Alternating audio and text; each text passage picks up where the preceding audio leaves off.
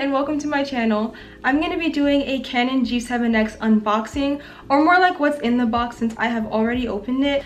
I bought my camera maybe like 2 weeks ago, so I wanted to film this video to kind of give my honest opinion and like some of the observations that I've made about the camera so far. This video is really just intended to help people decide whether they want to purchase this camera or not. I do want to put out a disclaimer though and just let you know that I am in no way professional. I'm not a camera expert, so this is just based off of my own personal experiences with the camera and some of the research that I've done about this camera.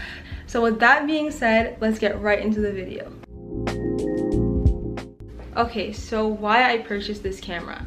I bought this camera because I knew that once I started creating content again that I wanted to make more vlogs, and this is literally the vlog camera to have, so that was definitely a huge factor.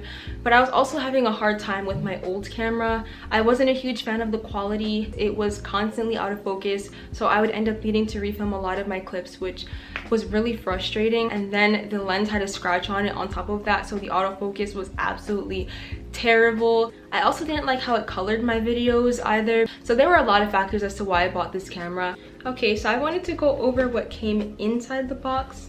This is what the box looks like.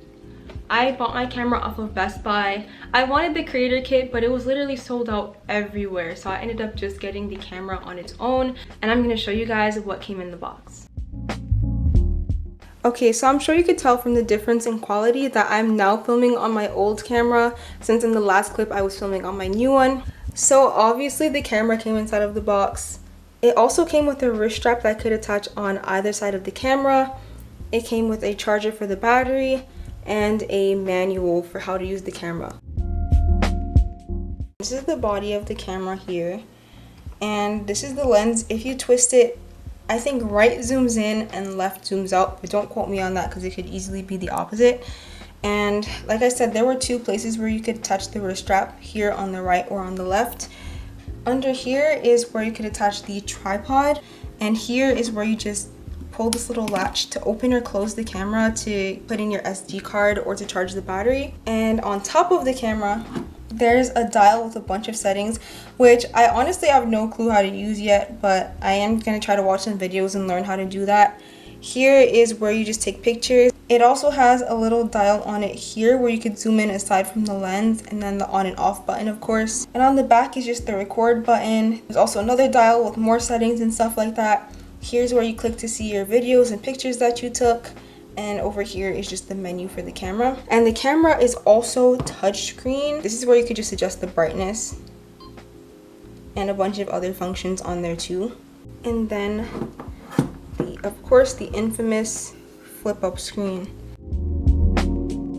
So I'm now filming on my old camera because I wanted to do a little comparison and show you guys the difference between this one and the new one.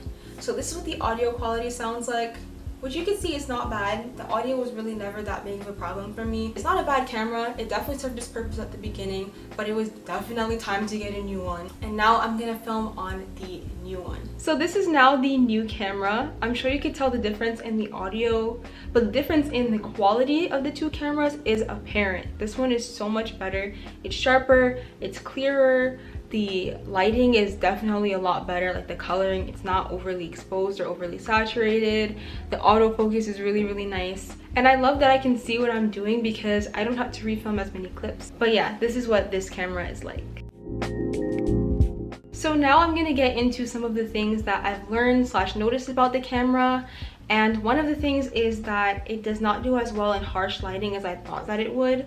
And it could just be because my camera may be in the wrong setting. But when I was filming my New York City vlog, which I will link up here, when I was at Central Park and I was trying to record a clip of the water, the sun was super harsh and my camera was having a really hard time focusing. So that is something to take note of. But I really haven't had much problems with lighting otherwise.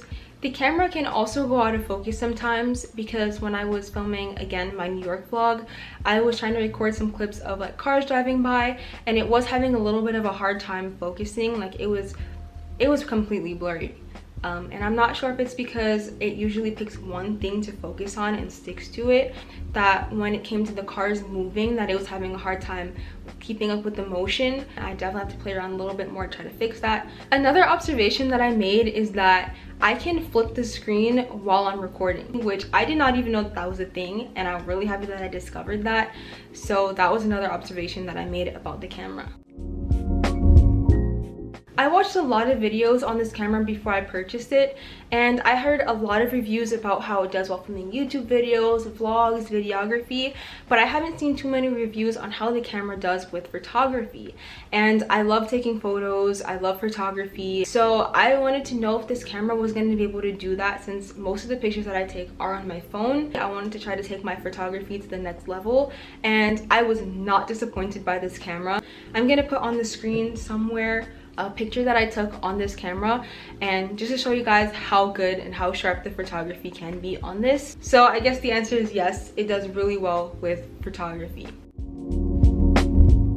Overall, I'm very happy with my purchase. I really don't have many complaints about this camera at all. It is super easy to use and it's lightweight. I can literally film for hours and my arms won't get tired from holding it. Of course, nothing is perfect, but this camera is pretty close to that. If you're going back and forth trying to decide whether you should buy it or not, personally I would say that you should go for it, because honestly I'm really satisfied with my purchase and I love the camera. I hope you guys enjoyed this little unboxing slash review of the camera.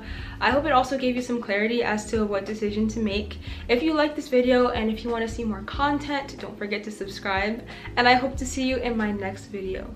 Bye guys!